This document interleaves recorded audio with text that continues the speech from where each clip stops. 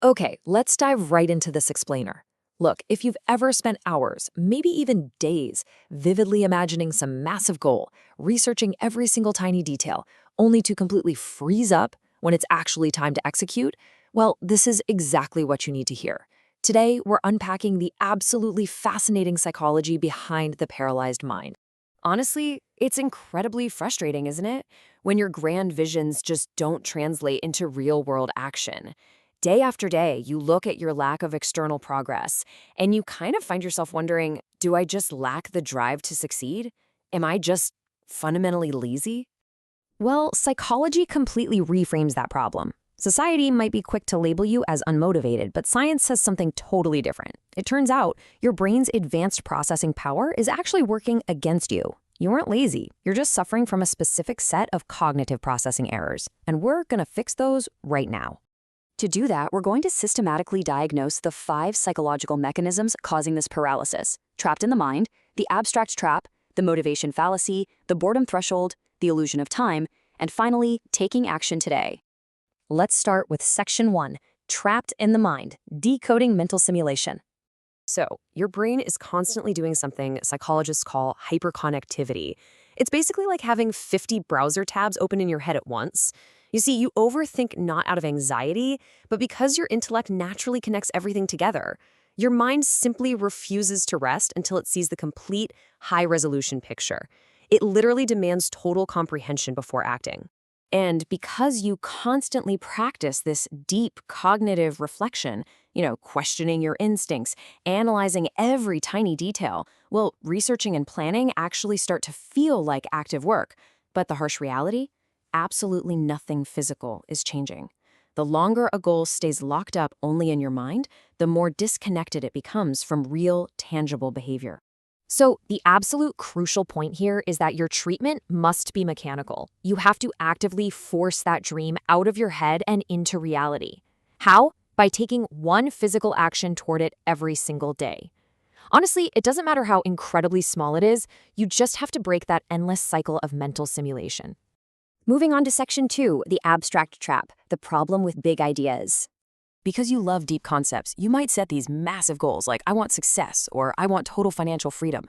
And sure, those ideas deeply inspire your mind, but they leave your body absolutely paralyzed. Why? Well, because the brain simply cannot act on vague desires. Unclear goals create absolutely zero immediate behavioral commands for your body to follow. It's like giving someone a map with no destination. The fix for this is exactness. You have got to stop setting vague intentions and actively translate every massive abstract dream into a single, visible, measurable step. So instead of saying, I want to change my life, you need to say, I am going to write 300 words of my business plan at 8 a.m. See the difference? Okay, Section 3, the motivation fallacy, waiting for the perfect mood. The core issue here comes down to a concept called metacognition. That's essentially your ability to think about your own thinking. Smart individuals have really high metacognition. You see your own flaws, your risks, and potential failures incredibly clearly. This intense self-awareness makes supreme confidence pretty hard to maintain, which ends up tricking you into waiting for a sudden burst of perfect inspiration just to cover up those doubts. Our source material points this out perfectly. It says, if you only work when you feel mentally charged, your progress becomes dependent on your mood, and mood is highly unreliable. Think about it. If you tie your execution directly to your emotions, your progress is constantly going to stall out simply because human feelings change every single day. The mechanical fix for this is profound, but actually really simple. You must actively sever the tie between how you feel and what you do. You've literally got to train yourself to execute even when you feel completely neutral or, hey, even slightly unmotivated. Action has to become completely independent of inspiration. This brings us to Section 4, the boredom threshold, surviving the grind. Psychological research shows that intelligent people score exceptionally high in a trait called openness to experience. This basically means you possess a deep intellectual hunger and your brain absolutely loves novelty. But real success, that requires slow results and boring repetition. Because you crave that novelty so much, when you inevitably hit the boring phase of work, you mistakenly assume something is wrong. You end up confusing the normal irritation of growth with the total lack of passion. The crucial move here is to actively reprogram your expectations. You have to accept that real growth is going to involve irritation and, yes, boredom. The fix? Intentionally practice stretching your boredom tolerance. Next time you're doing something monotonous, try staying with it just 5 minutes longer than feels natural. It's exactly like building a muscle. Now for Section 5, the illusion of time, the start later trap. Here is where your very ability to learn quickly actually works against you. Because you can analyze consequences in milliseconds and pick up new skills fast, your brain creates a total false reality. It completely removes your sense of urgency. Tomorrow or next month feel completely available, and you continually postpone taking action without feeling any panic at all. Why? Because your mind is treating time like an unlimited resource. To cure this illusion, you have to aggressively, artificially manufacture urgency. How?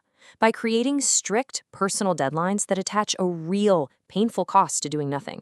You literally must make delay feel expensive to trick your brain back into taking action.